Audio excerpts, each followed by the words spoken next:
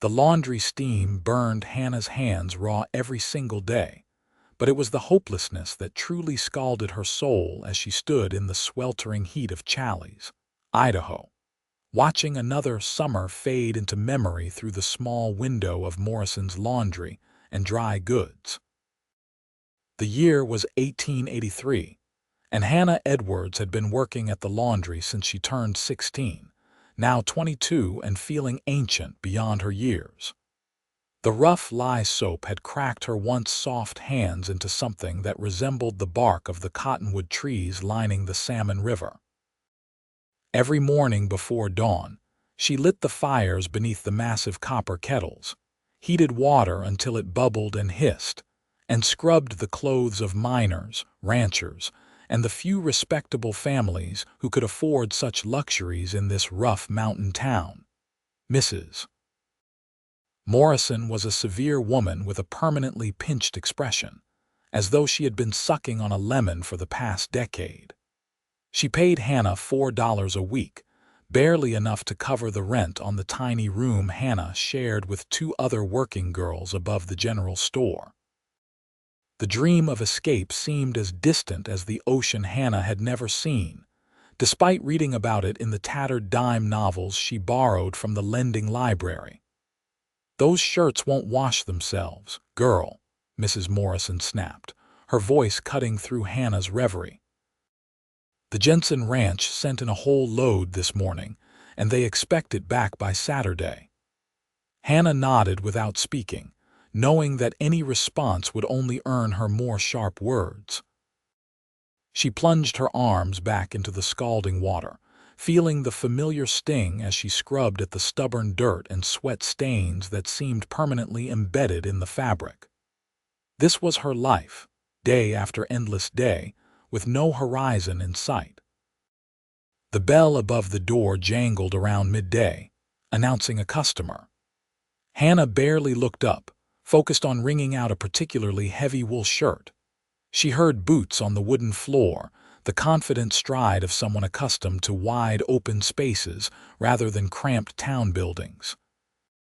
"Afternoon, madam," a male voice said, addressing Mrs. Morrison. "I'm looking to get some clothes cleaned. Been on the trail for near 3 weeks, and I'm afraid everything I own could probably stand up and walk away on its own." Despite herself, Hannah glanced toward the front of the shop. The man standing at the counter was tall, with sun-darkened skin and dark brown hair that touched his collar. He wore dusty traveling clothes and a hat that had seen better days, but there was something in his bearing that suggested capability and strength. She guessed he was around 25 or 26. "We can manage that," Mrs. Morrison said in her business voice, slightly less sharp than the one she used with Hannah. 3 cents a shirt, 5 cents for trousers. When do you need them? Day after tomorrow work for you? I'm staying at the boarding house while my horse recovers from throwing a shoe. Blacksmith says he needs the rest anyway after the journey we made." Hannah tried not to stare as the man pulled a bundle from his saddlebag and placed it on the counter. Mrs. Morrison wrinkled her nose at the condition of the clothes but took them nonetheless, money being money. "Hannah, come take these to the back," Mrs. Morrison called. Wiping her hands on her already damp apron, Hannah moved to the front counter. She reached for the bundle, and that was when the cowboy truly looked at her for the first time. His eyes were a striking blue-gray, like storm clouds over the mountains, and they held an intelligence and kindness that made her heart skip unexpectedly. "Thank you kindly, miss," he said, tipping his hat to her. Hannah felt heat rise to her cheeks that had nothing to do with the steam from the laundry kettles. "You are welcome, sir," she managed to say, her voice coming out softer than she intended. "Name's Matthew Lewis," he said, extending his hand. "Most folks call me Matt." Hannah hesitated, aware of Mrs. Morrison's disapproving glare, but something made her take his hand anyway. His palm was calloused from ranch work and rains, warm and strong. "Hannah Edwards." "Pleased to meet you, Miss Edwards." He held her hand perhaps a moment longer than strictly necessary before releasing it. "I hope those clothes aren't too much trouble. Like I said, been on the trail a good long while." "Nothing I have not handled before," Hannah said, finding her voice growing steadier. "We will have them ready for you." She carried the bundle to the back, aware of his eyes following her until she disappeared behind the partition. Her heart was beating faster than it should, and she felt foolish for reacting so strongly to a simple introduction. Men came into the laundry all the time, and she had never given them a second thought. But there was something different about Matthew Lewis, something in the way he had looked at her as though she were a person worth seeing rather than just another pair of hands to scrub his clothes. "Get those soaking immediately," Mrs. Morrison ordered, bustling into the back room. "And wipe that silly expression off your face. That cowboy will be gone in 2 days, and you will still be here with laundry to wash." The words were meant to be harsh, but they only crystallized something in Hannah's mind. Yes, Matthew Lewis would leave in 2 days, riding off to wherever cowboys went, while she remained trapped in this steam-filled prison. The realization made her chest tighten with an emotion she could not quite name, something between longing and despair. She spent the rest of the day scrubbing Matthew's clothes with particular care, telling herself it was simply professional pride and nothing more. But when she hung his shirts to dry on the lines strung across the back alley, she found herself imagining where he had been, what he had seen. The fabric smelled of campfire smoke, sage, and open sky, scents that spoke of freedom she could only dream about. That evening, after Mrs. Morrison finally released her from work, Hannah walked slowly back to her room. The streets of Challies were busy with the usual evening traffic. Miners fresh from the claims headed toward the saloons, families completed their shopping before supper, and ranch hands conducted business before riding back to their outfits. Hannah moved through it all like a ghost, present but not truly part of the life pulsing around her. Her roommates, Betty and Caroline, were already in their shared room when Hannah climbed the narrow stairs. Betty worked at the hotel restaurant, and Caroline was a seamstress's assistant. They were kind girls, but their conversations always seemed to circle around the same tired topics: which local boys might make decent husbands, whether they could save enough money for new dress fabric, and gossip about the more respectable families in town. "You look different," Betty observed as Hannah sank onto her narrow cot. "Something happened today." "Nothing happened," Hannah said, but she could feel her cheeks warming. "Just the usual laundry work." Caroline, who was sharper than she sometimes let on, studied Hannah's face. "You met someone." "I did not meet anyone. A cowboy brought in laundry, that's all." "A cowboy," Betty repeated, her eyes lighting up with interest. "Was he handsome?" "I barely noticed," Hannah lied, but her friends laughed, seeing right through her. "You are a terrible liar, Hannah Edwards," Caroline said fondly. "What was his name?" Hannah hesitated, then gave in. "Matthew Lewis. He said most people call him Matt. He is just passing through, staying until his horse is rested." "Matthew Lewis," Betty mused. "I do not recognize the name. Where's he from?" "I do not know. I only spoke to him for a moment." Hannah pulled off her boots with a sigh of relief. "Mrs. Morrison would not approve of me socializing with customers."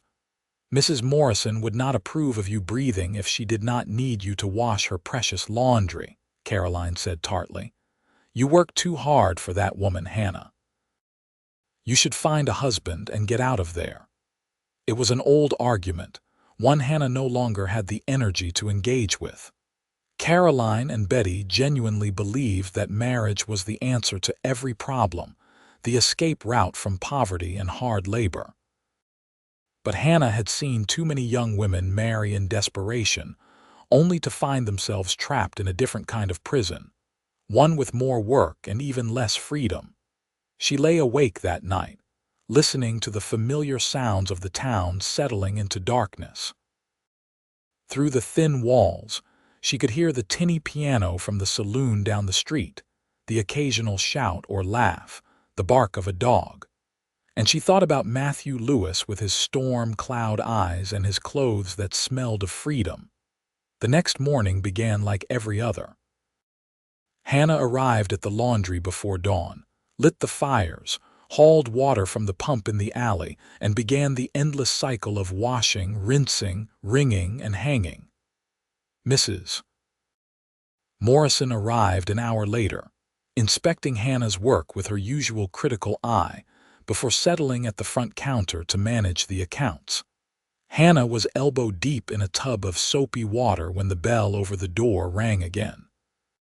She told herself not to look up, not to hope, but her eyes betrayed her and glanced toward the front of the shop anyway. Matthew Lewis stood at the counter, his hat in his hands.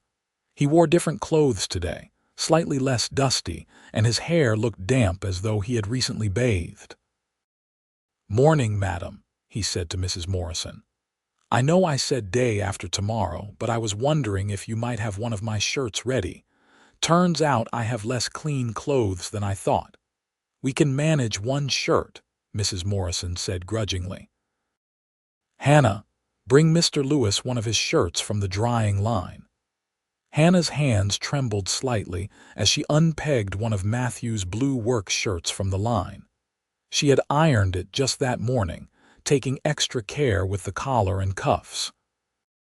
She carried it to the front, wrapped in brown paper as Mrs. Morrison required. "Here you are, Mr. Lewis," she said, setting the package on the counter. "Much obliged, Miss Edwards." His eyes met hers again, and she saw something there that made her breath catch. Interest, perhaps. Or maybe she was imagining it, projecting her own foolish hopes onto a stranger. "That will be 3 cents, Mrs. Morrison interjected sharply. Matthew paid without taking his eyes off Hannah. "Miss Edwards, I wonder if I might ask you something." "Hannah has work to do, Mrs. Morrison said before Hannah could respond. "I understand that, madam, and I mean no disrespect." Matthew's voice remained polite but firm. "I was just going to ask if Miss Edwards might know of a good place to eat dinner in town. The boarding house serves breakfast and supper, but I find myself at loose ends for the midday meal." It was a transparent excuse, and everyone in the room knew it. Mrs. Morrison's lips pursed so tightly they nearly disappeared. "The hotel restaurant serves acceptable food."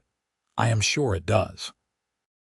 Matthew shifted his weight slightly, his attention still on Hannah. "But I was hoping for a recommendation from someone who knows the town well." Hannah knew she should stay silent, knew that Mrs. Morrison was already planning some punishment for this interaction, but something reckless stirred inside her. "There is a small restaurant on 2nd Street run by Mrs. Chen. She makes excellent stew and her bread is always fresh. Much better than the hotel, though not many people go there." "Mrs. Chen on 2nd Street," Matthew repeated, his mouth curving into a smile. "I will have to try it. Thank you kindly for the recommendation, Miss Edwards." He left with his wrapped shirt, and the shop seemed darker somehow after the door closed behind him. Mrs. Morrison rounded on Hannah immediately. "What do you think you are doing, girl? Flirting with customers like some common saloon girl?" "I only answered his question, madam," Hannah protested, but her defiance only made Mrs. Morrison angrier. "You get back to work and keep your eyes down and your mouth shut. I will not have you scaring away respectable customers with your forward behavior." The rest of the morning crawled past.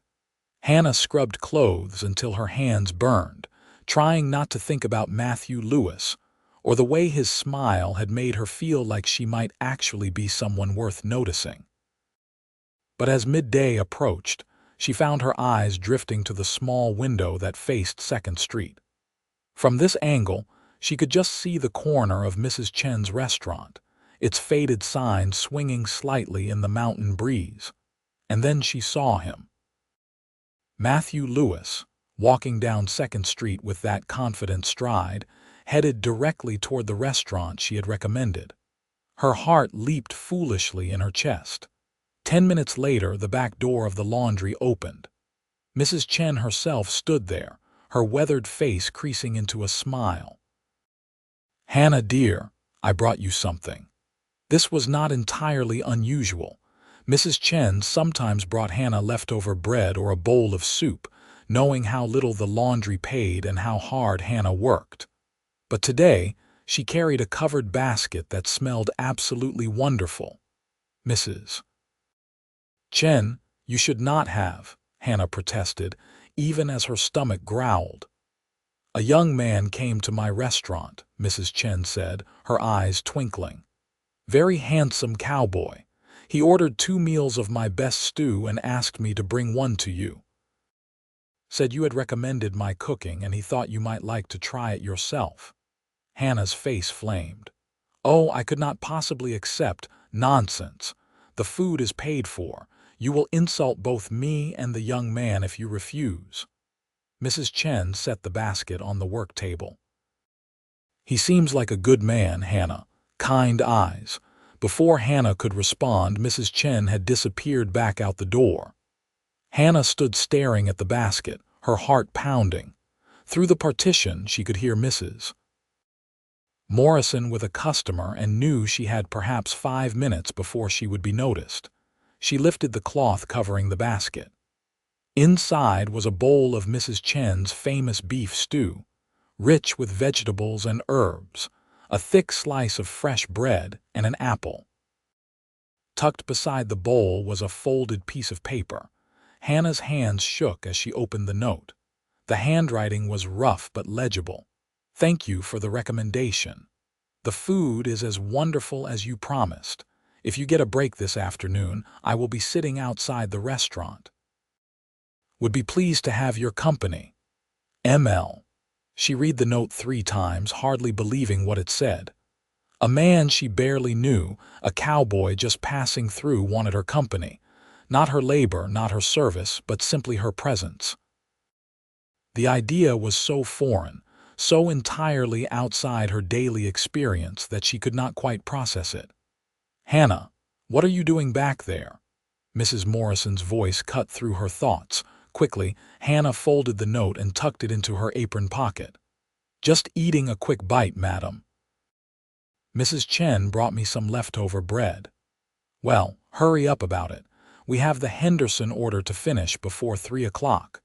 Hannah ate the stew quickly, barely tasting it, though she knew it was delicious. Her mind raced with possibilities and fears. Could she actually take a break and meet Matthew? Mrs. Morrison would never allow it. But then again, Mrs. Morrison did give the workers one 15-minute break in the afternoon, though she made such a fuss about it that most of the time Hannah simply worked through it rather than deal with the complaints. The afternoon stretched out interminably. Hannah scrubbed and rinsed and wrung clothes until her arms ached, watching the angle of the sun through the window and trying to calculate how much time had passed. Finally, around 3 o'clock, Mrs. Morrison announced she was going to the bank and would return in 30 minutes. "I expect you to keep working while I am gone," she said sternly, as though Hannah had ever done anything else. The moment the front door closed behind Mrs. Morrison, Hannah made her decision.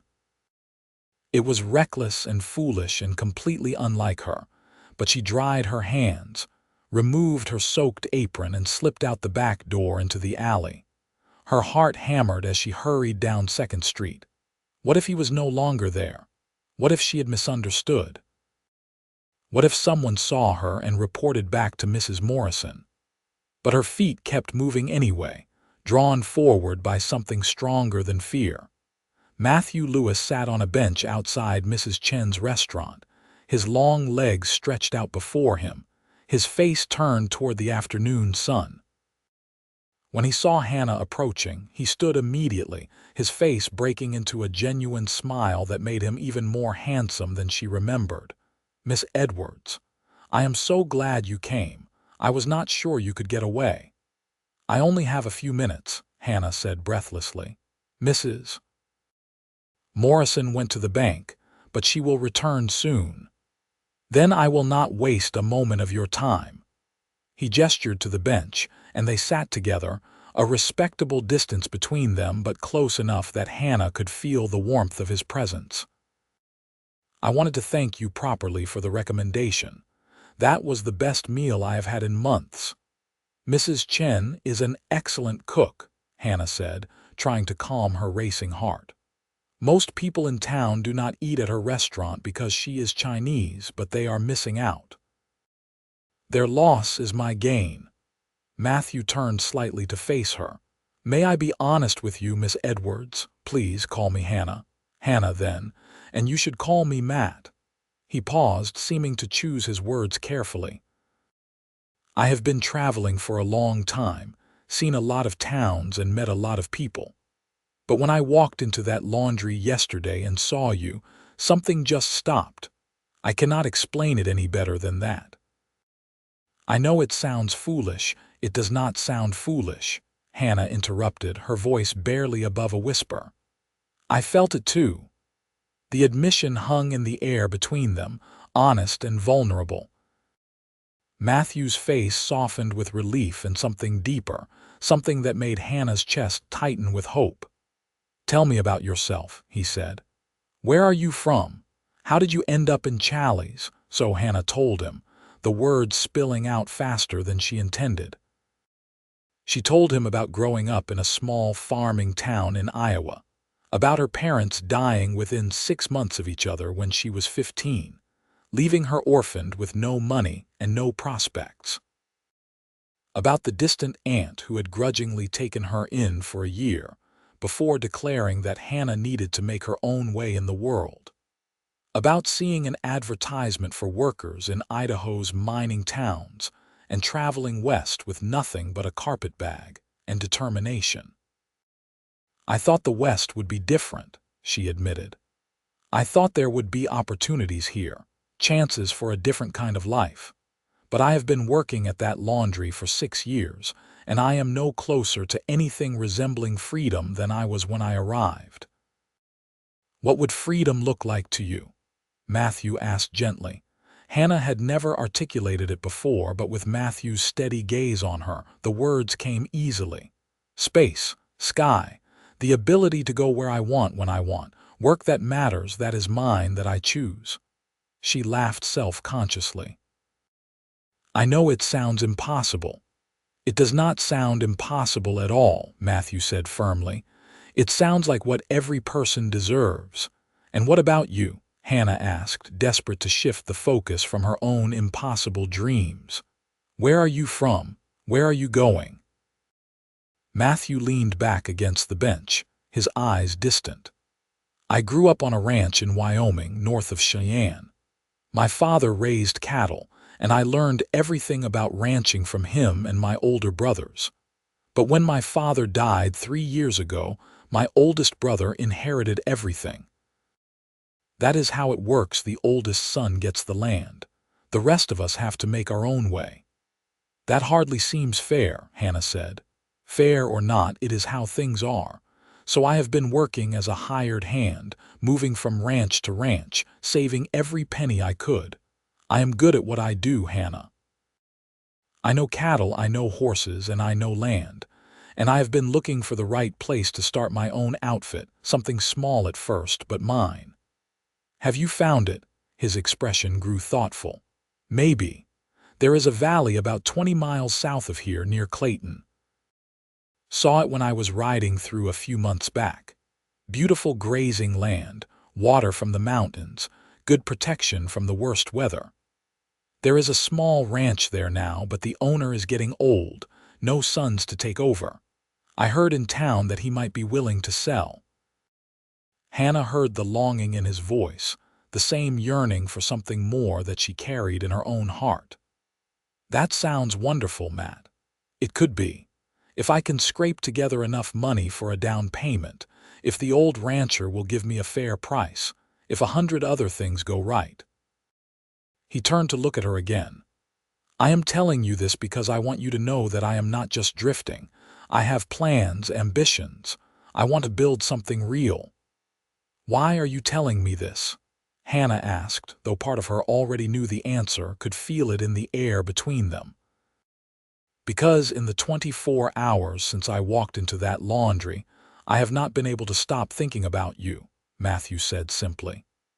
And I know it is crazy, and I know we just met, but I believe in paying attention when something important happens. And meeting you feels important, Hannah. She could barely breathe. I do not know what to say. You do not have to say anything right now. I am here for another day at least, maybe two depending on my horse. I just wanted you to know how I feel. He reached out slowly, giving her time to pull away, and took her hand in his. I know your life is complicated. I know you have obligations and that Mrs. Morrison seems like the type who would not make things easy, but I would like to spend more time with you if you are willing. I am willing, Hannah said, squeezing his hand. I want that very much.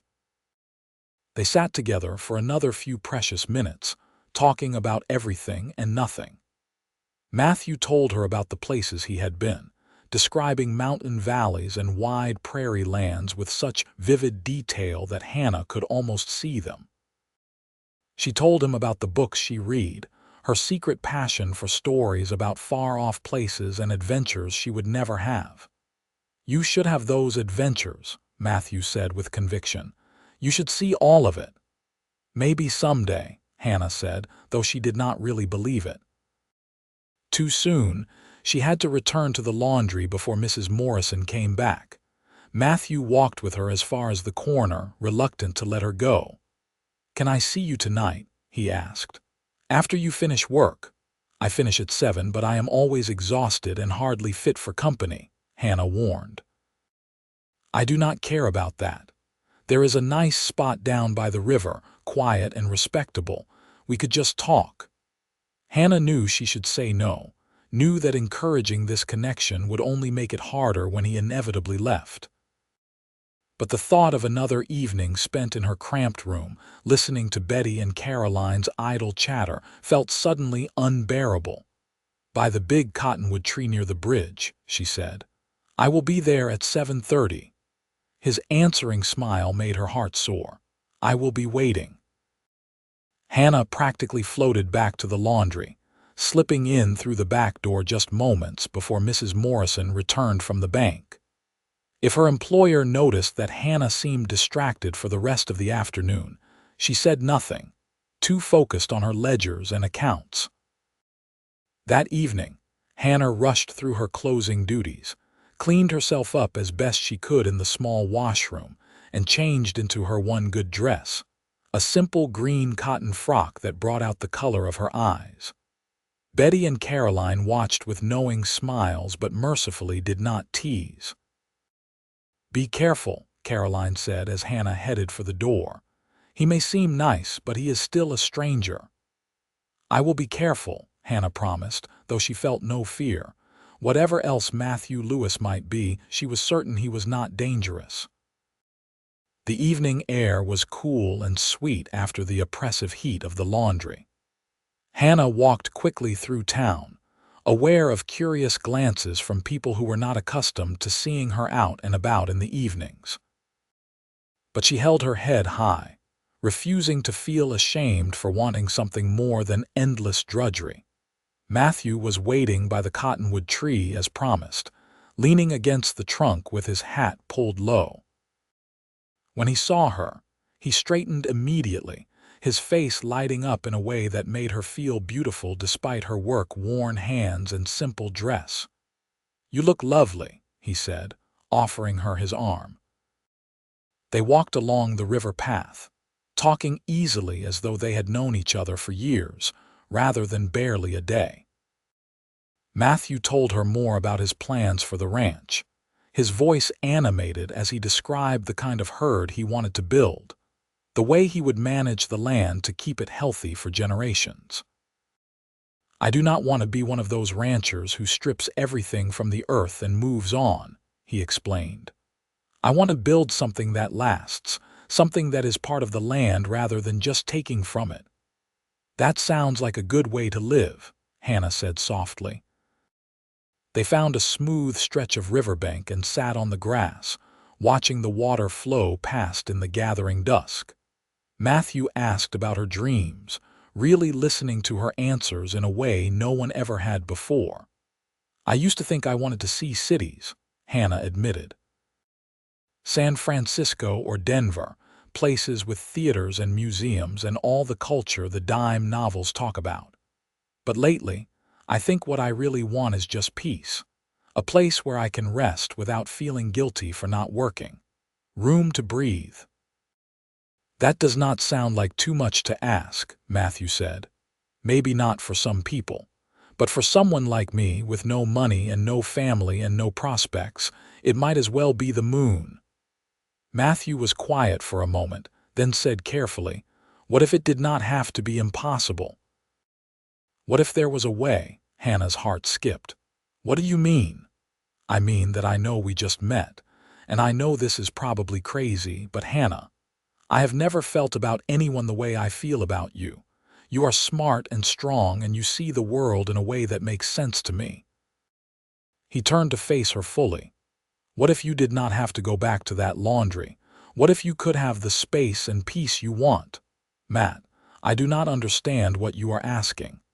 He took both her hands in his expression earnest in the fading light. "I am asking if you would consider coming with me. To the ranch near Clayton if I can buy it, or wherever else I end up. I am asking if you might be willing to build that life alongside me." Hannah's mind reeled.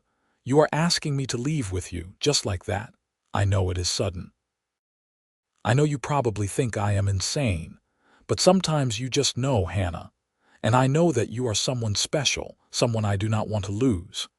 He squeezed her hands gently.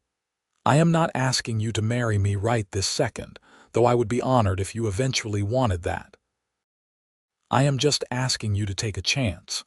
Come with me, give us time to know each other properly. If it does not work out, I will make sure you have enough money to go wherever you want, to start fresh somewhere new. But I think it will work out. I truly believe that." It was insane. It was reckless and foolish and exactly the kind of thing that ruined young women. And yet, as Hannah looked into Matthew's eyes and felt the strength and steadiness of his hands holding hers, it did not feel crazy at all. It felt like the answer she had been searching for without even knowing the question. "When would we leave?" she heard herself ask. Hope blazed across Matthew's face. "The blacksmith says my horse will be ready tomorrow afternoon. I was planning to ride out the next morning." "But Hannah, I meant what I said. If you need more time to think about this, I can wait. I can stay in Challies longer, court you properly." "No," Hannah interrupted. "No, if I am going to do this, it has to be now. If I give myself time to think, I will talk myself out of it.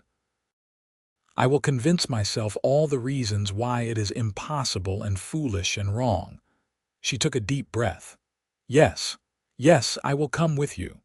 Matthew pulled her into his arms, holding her close. Hannah melted into the embrace, feeling safe and cherished in a way she had not experienced since her parents died. This was right. She knew it in her bones. This was the chance she had been waiting for. They sat by the river until full dark, making plans. Hannah would need to quit her job at the laundry, which would infuriate Mrs. Morrison. She would need to pack her few belongings and say goodbye to Betty and Caroline. Matthew would need to purchase supplies for Hannah and arrange for a second horse, since she could not ride double with him all the way to Clayton. "I have enough saved for all of it," Matthew assured her. "I have been careful with my money. We will be fine, Hannah. I promise you." When he finally walked her back to her room, he kissed her gently on the forehead at the door, a chaste gesture that nonetheless sent warmth flooding through her entire body. "Tomorrow," he said. "Tomorrow everything changes." "Tomorrow," Hannah echoed, and climbed the stairs feeling as though she were floating.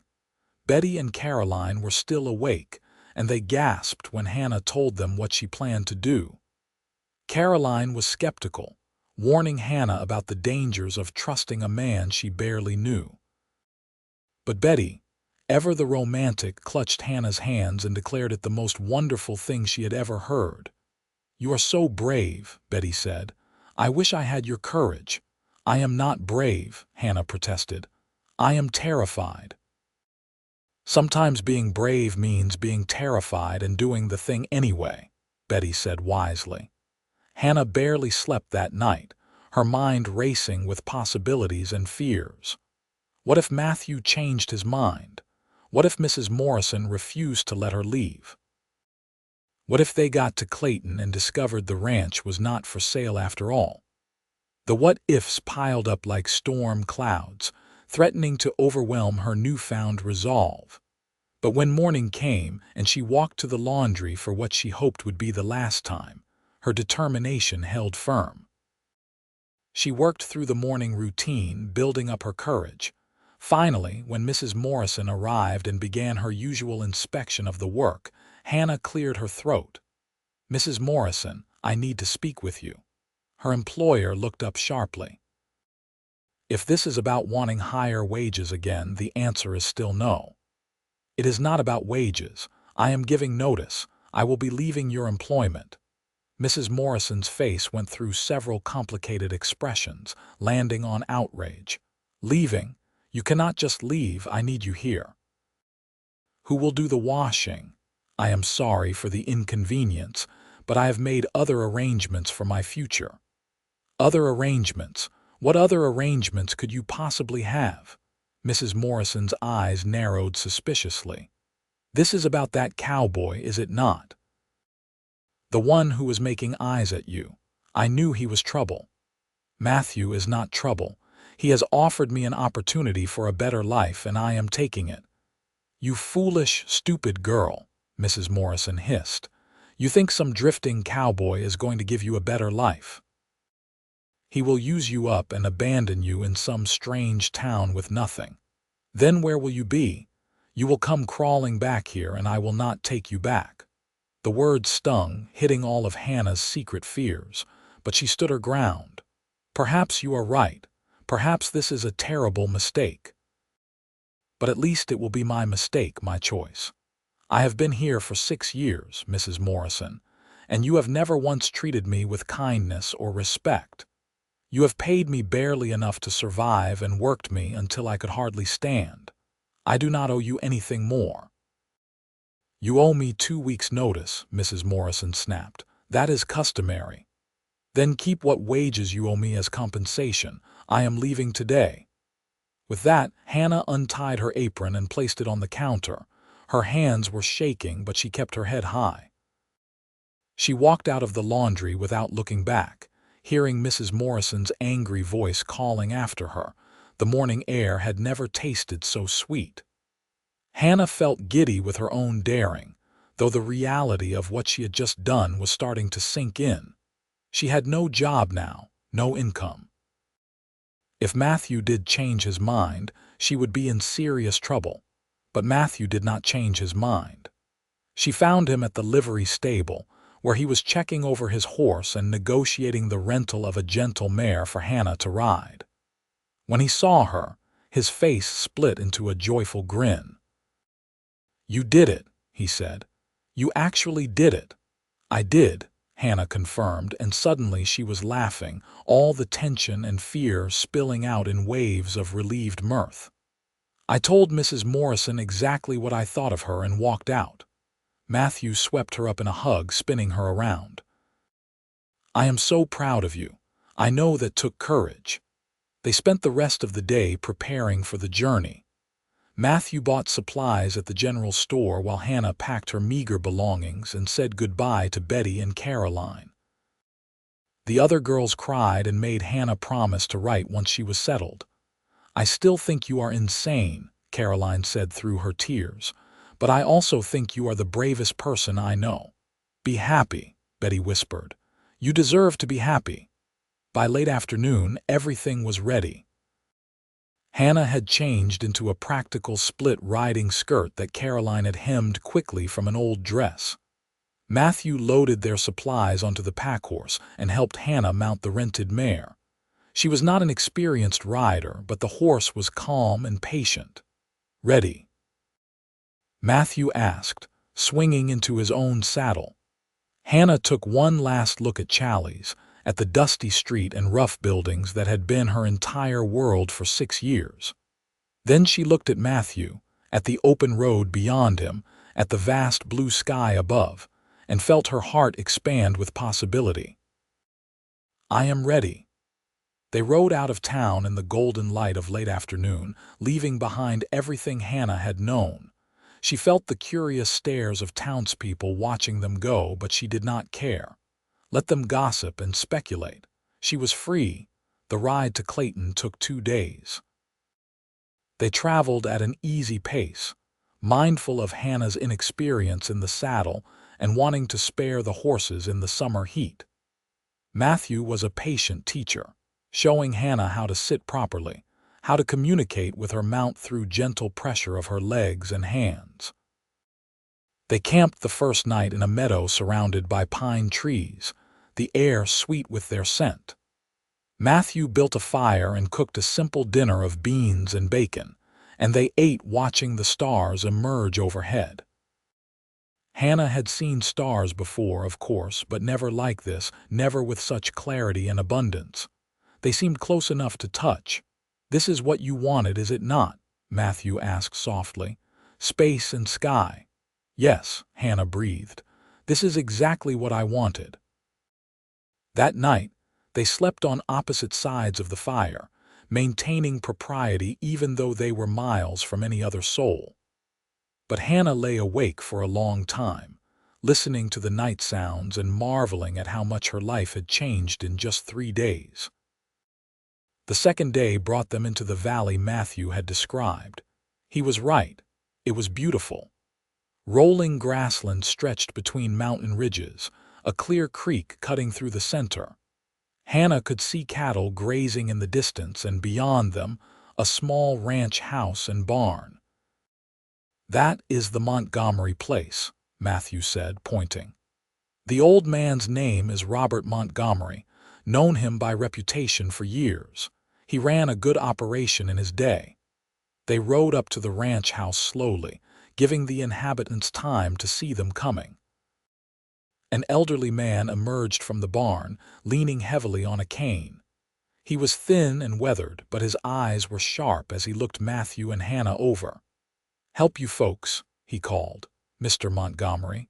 My name is Matthew Lewis. I heard you might be looking to sell your ranch." The old man studied them for a long moment, then gestured toward the house. "Might be. Come on in and we will talk about it. Your woman looks like she could use some water and rest." They tied their horses and followed Mr. Montgomery into the house. It was sparse but clean, the home of a man living alone. Montgomery poured water from a pitcher and gestured for them to sit at the rough wooden table. "So you want to buy a ranch," Montgomery said, looking at Matthew. "You have money." "Some. Enough for a down payment if your price is reasonable. I can pay the rest over time from the ranch earnings. And you know cattle, no ranching. Grew up on a ranch in Wyoming. Been working cattle since I was old enough to sit a horse." Montgomery nodded slowly, then turned his attention to Hannah. "What about you, girl? You know anything about ranch life?" "No, sir," Hannah admitted. "I worked in a laundry in Challies, but I am willing to learn whatever needs learning." "Laundry," Montgomery repeated, and for a moment Hannah thought he would laugh at her, but instead he nodded thoughtfully. "Ranch work is hard.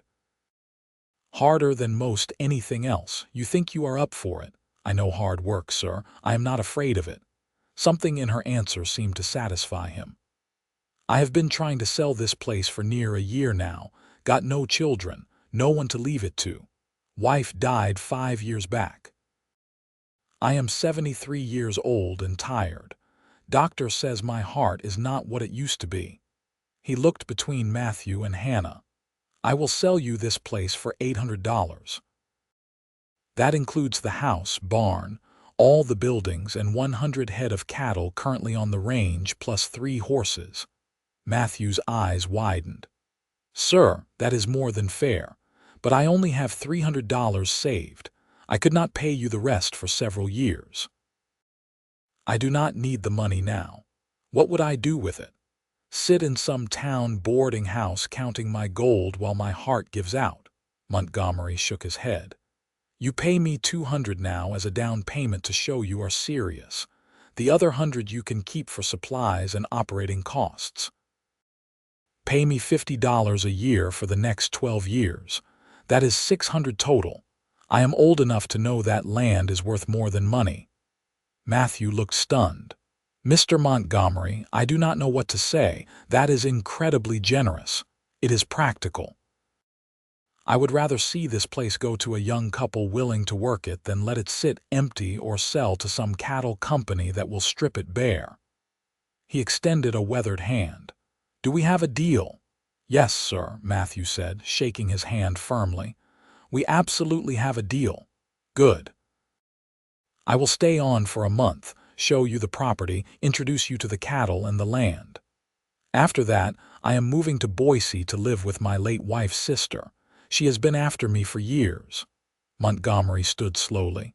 Now you two look exhausted. There is a small bunkhouse out back. You can stay there tonight, and we will do the paperwork tomorrow. That evening, after settling into the bunkhouse and tending to their horses, Hannah and Matthew stood outside watching the sunset paint the valley in shades of gold and rose. Matthew put his arm around her waist, drawing her close. We did it, he said softly. We actually did it. We have a ranch. You have a ranch, Hannah corrected gently. I just came along for the ride. Matthew turned to face her, his expression serious. No, this is ours, Hannah, equal partners. I know we are not married yet, but I meant what I said back in Challies. I want to build this life with you. I want you to be my partner in every sense. Hannah's throat tightened with emotion. Yet, you said not married yet. I want to marry you, Hannah Edwards. I have wanted that since the moment I saw you. But I know it is fast, and I know you need time to be sure. So I am asking you to give me a chance to prove myself. Let me show you what kind of man I am, what kind of life we could have together. And then, when you are ready, I hope you will say yes. Hannah looked around at the beautiful valley, at the ranch house in the distance, at the vast sky overhead. Then she looked at Matthew's honest face, at the hope and determination in his eyes, and she knew her answer. I will marry you, Matt Lewis. I do not need more time to be sure. I have never been more sure of anything in my life. The kiss they shared was nothing like the chaste touch of the previous night. This was deep and passionate, full of promise and desire. When they finally broke apart, both breathing hard, Matthew rested his forehead against hers. I love you, Hannah. I know I should wait longer to say it, but it is true. I love you too, she whispered back, and the words felt right, felt real in a way nothing else ever had.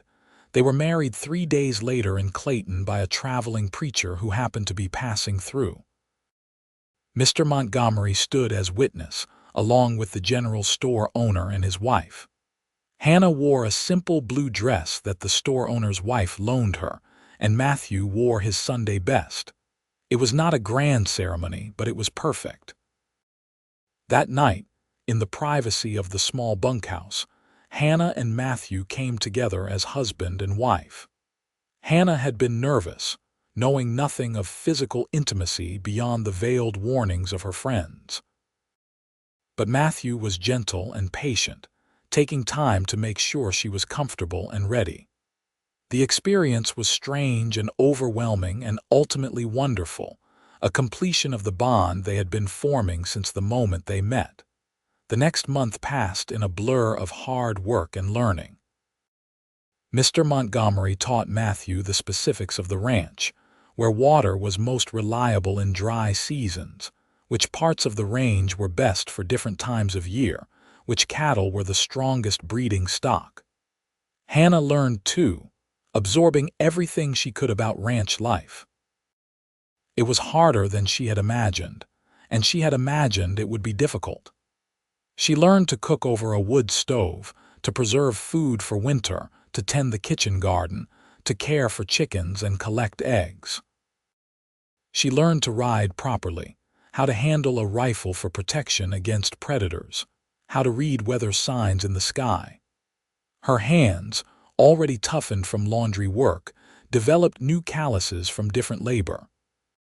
But unlike the soul-crushing tedium of the laundry, ranch work gave Hannah a sense of purpose and accomplishment. She was building something real, creating a home and a life. And she was doing it alongside a man who treated her as a true partner, who asked her opinion and valued her contributions. When Mr. Montgomery finally left for Boise, he shook both their hands with real affection. "You two are going to do just fine," he said. "This land will be good to you if you are good to it." They waved goodbye as his wagon disappeared down the valley road, and then they were alone.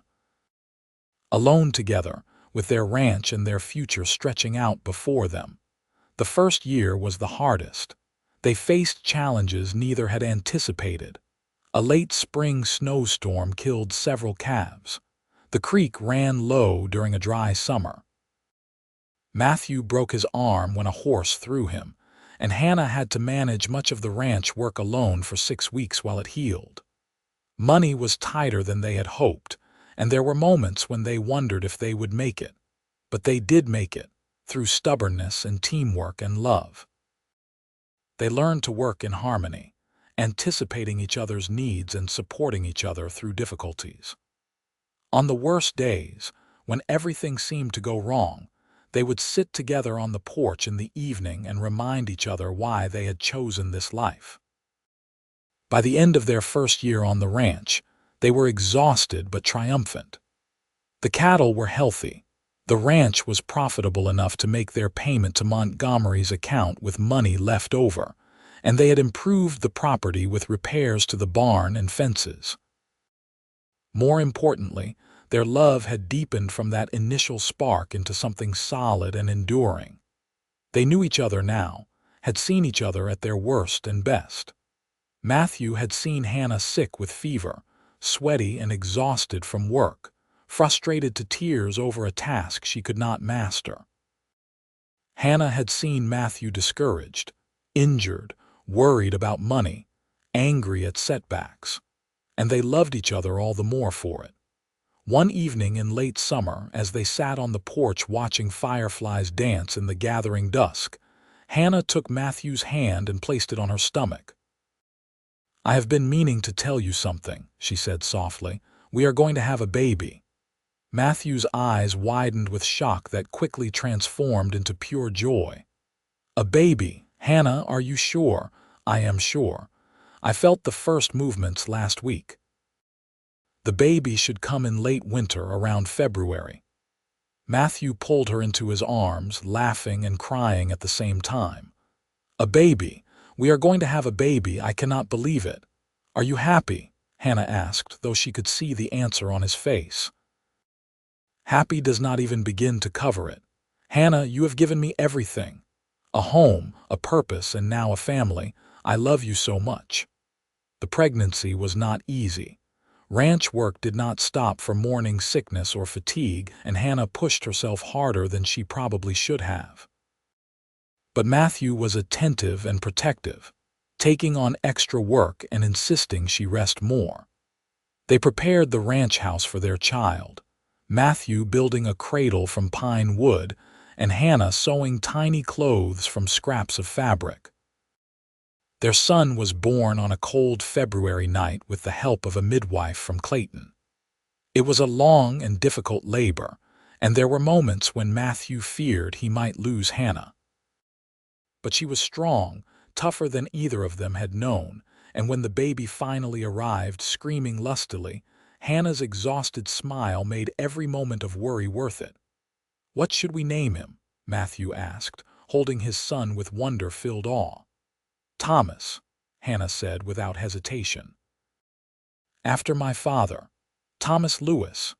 Thomas Lewis, Matthew repeated, trying out the name. Welcome to the world, little Tom. You are going to love it here. Thomas was a healthy, sturdy baby who grew rapidly under his parents' devoted care. Hannah proved to be a natural mother, balancing her ranch responsibilities with caring for her son. Matthew was a doting father, spending every free moment with Thomas, talking to him about the ranch and their plans as though the infant could understand. Life fell into a rhythm of work and family. They woke early, did the necessary ranch tasks, cared for Thomas, and fell into bed exhausted at night. It was not glamorous, but it was theirs, and it was good. By the time Thomas was 2, the ranch had grown more prosperous. Matthew had increased their herd through careful breeding and strategic purchases. Hannah had established a large garden that provided most of their food, with enough surplus to sell in Clayton. They had paid off 3 years of debt to Montgomery ahead of schedule. They also became part of the community. Neighbors from other ranches visited occasionally, and Hannah and Matthew attended the occasional social gathering in Clayton. People came to respect the young couple who had taken over the Montgomery place and made it thrive. When Thomas was 3, Hannah discovered she was pregnant again. This time, the pregnancy was easier, her body more accustomed to the process. Their daughter arrived in early autumn, a beautiful baby girl with Hannah's green eyes and Matthew's dark hair. "Sarah," Hannah said, holding her daughter for the first time. "I want to name her Sarah after your mother." Matthew's eyes grew wet. His mother had died when he was young, and he rarely spoke of her. "She would have loved that. She would have loved you and our children." Sarah was a calmer baby than Thomas had been, content to watch the world with solemn eyes. Thomas was fascinated by his baby sister, wanting to help with everything. Hannah and Matthew watched their children together, marveling at the life they had created. Years passed in a blur of seasons and work and family. The ranch continued to prosper. Matthew hired 2 ranch hands to help with the growing herd, good men who respected Hannah and worked hard. The ranch house was expanded with 2 additional bedrooms and a larger kitchen. When Thomas was 7 and Sarah was 4, another baby joined the family, a second son they named James. By this time, the ranch was well established and profitable, allowing Hannah to focus more on her children while still contributing to the ranch management through planning and bookkeeping. Thomas grew into a capable boy who loved the ranch and followed his father everywhere, learning the cattle business. Sarah was quieter but equally capable, with a gift for handling horses that amazed everyone. Little James was adventurous and mischievous, keeping his parents on their toes. Hannah sometimes thought back to those days in the laundry and Challies, to the girl she had been who dreamed of escape, but could not imagine how it might happen. That life seemed like a distant dream now, something that had happened to someone else. She had become someone new in the years since Matthew walked into that laundry, someone stronger and more complete. One evening, when Thomas was 10 and helping his father with the cattle, Sarah was 7 and working with a new colt, and James was 3 and playing in the dirt near the porch. Hannah stood outside the ranch house and looked around at everything they had built. The sun was setting over the mountains, painting the sky in brilliant shades of orange and purple. The valley stretched out green and peaceful, the cattle dotting the hillsides, the creek sparkling in the fading light. Matthew came to stand beside her, slipping his arm around her waist in the familiar gesture that still sent warmth through her after all these years. "What are you thinking about?" he asked. "How different my life is from what I imagined," Hannah said softly. "Back in Challies, I dreamed of escape, but I never really believed it would happen. I thought I would spend my whole life washing other people's clothes and dying a little bit each day. And now I have everything I never knew I wanted. A home, children, work that matters, and you." She turned to look at him. this man who had walked into her life and changed everything. His face was weathered from years in the sun, lined from laughter and worry in equal measure, more beautiful to her now than it had been the day they met. "I love you, Matt Lewis. I love the life we have built together." "I love you too," he said, kissing her gently. "More than I have words to express. You took a chance on me when you had no reason to trust, and you have given me everything that matters." They stood together watching the sunset, their children playing nearby, the ranch spreading out around them. It had not been an easy journey. There had been hard times, moments of fear and struggle and doubt. But through it all, they had faced everything together, and that had made all the difference. As darkness fell and the stars began to emerge, they called the children inside for dinner. The family gathered around the table, passing food and talking about the day's events. Thomas excitedly described a calf he had helped deliver. Sarah reported on the progress with the young colt she was training. James spilled his milk and had to be cleaned up, causing everyone to laugh. After dinner, Matthew read to the children from a book of adventure stories while Hannah cleaned up. She moved through the familiar motions, listening to her husband's voice and her children's interjected comments and questions, feeling a profound sense of contentment. Later, after the children were tucked into bed and the house was quiet, Hannah and Matthew sat on the porch as they did most nights. The air was cool and sweet, full of the scent of sage and grass. Somewhere in the distance, a coyote called to the moon. "You ever regret it?" Matthew asked suddenly. "Leaving Challies with me, taking such a risk on someone you barely knew." Hannah did not need to think about her answer. "Not for a single moment. You gave me my life, Matt. You helped me become who I was always meant to be." "You did that yourself," he said firmly. "You had the courage to take the chance. All I did was offer it." "Then we gave it to each other," Hannah said, taking his hand. "We gave each other this life." They sat in comfortable silence, hands intertwined, looking out at the land they had claimed and tamed and loved. The ranch was more than just property or business to them. It was the physical manifestation of their partnership, their love, their determination to build something lasting and good. The years continued to pass, each one bringing new challenges and new joys. The children grew older and more capable. Thomas began taking on real responsibility with the herd. Sarah developed a reputation as one of the best horse trainers in the county.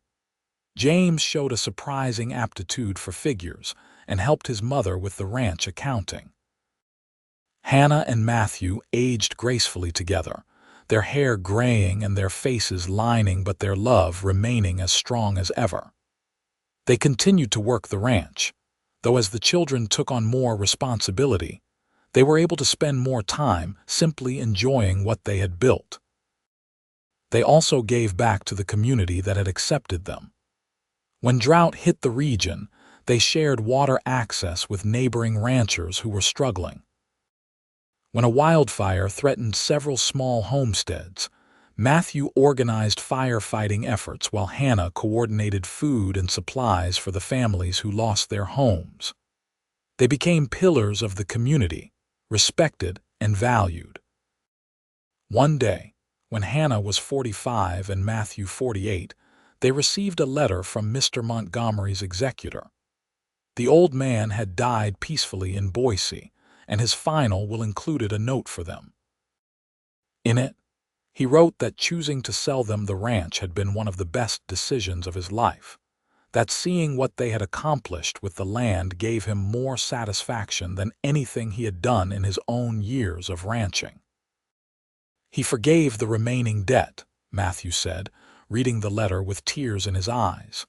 He said we more than earned it by honoring the land and his legacy.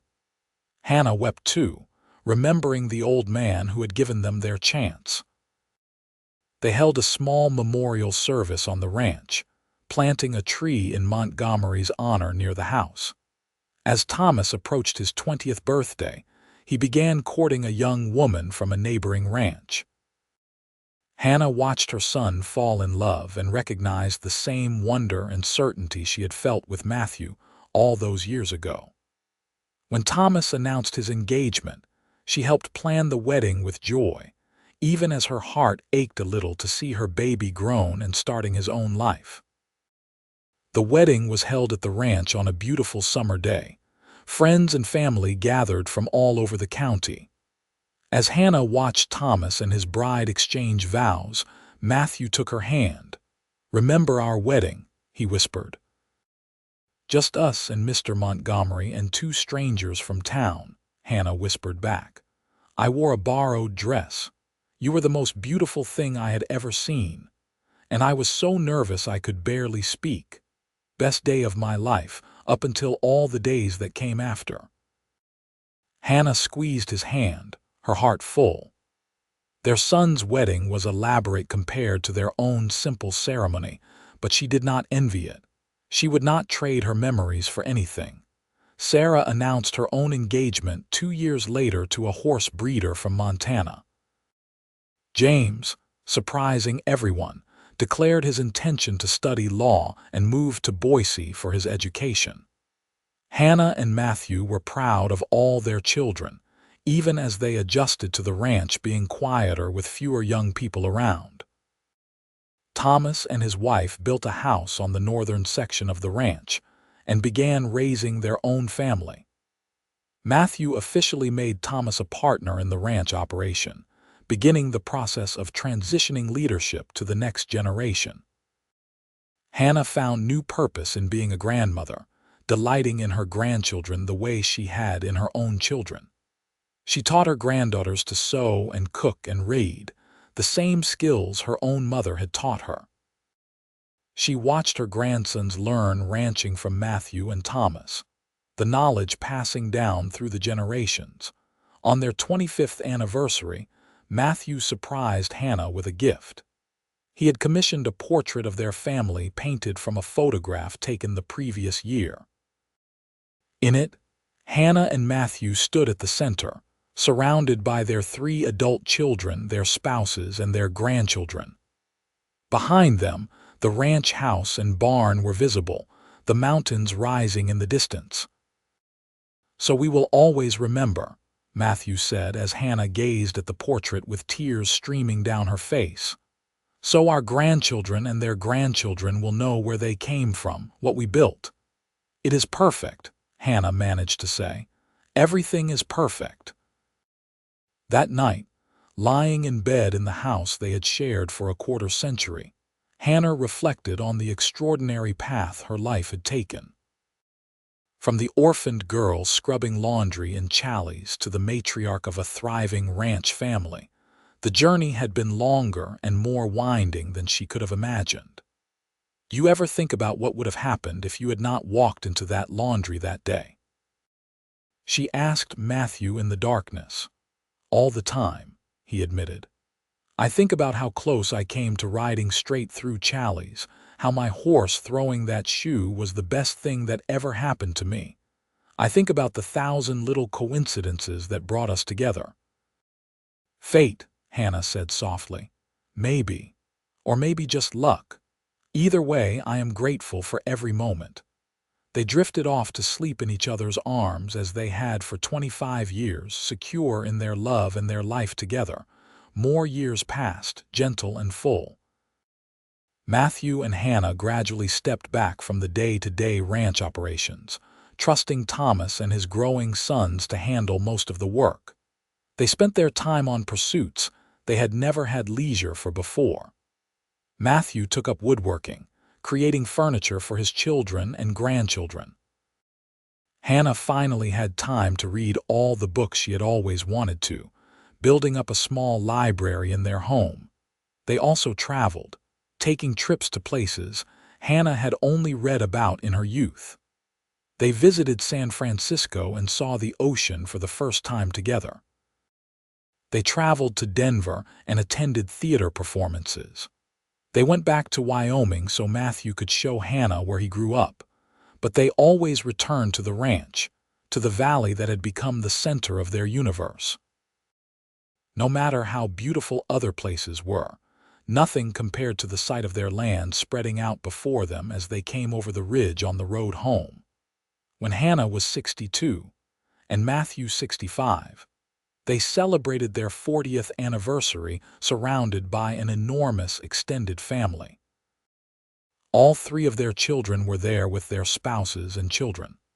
Thomas had 4 children of his own, and his eldest daughter had just had a baby, making Hannah and Matthew great-grandparents. Sarah had 3 children, and James, now a successful lawyer with a practice in Boise, had 2. The celebration was held at the ranch, with tables set up outside and food enough to feed the whole county. Friends and neighbors came to honor the couple who had become legends in their own way, an example of what could be accomplished through hard work, love, and partnership.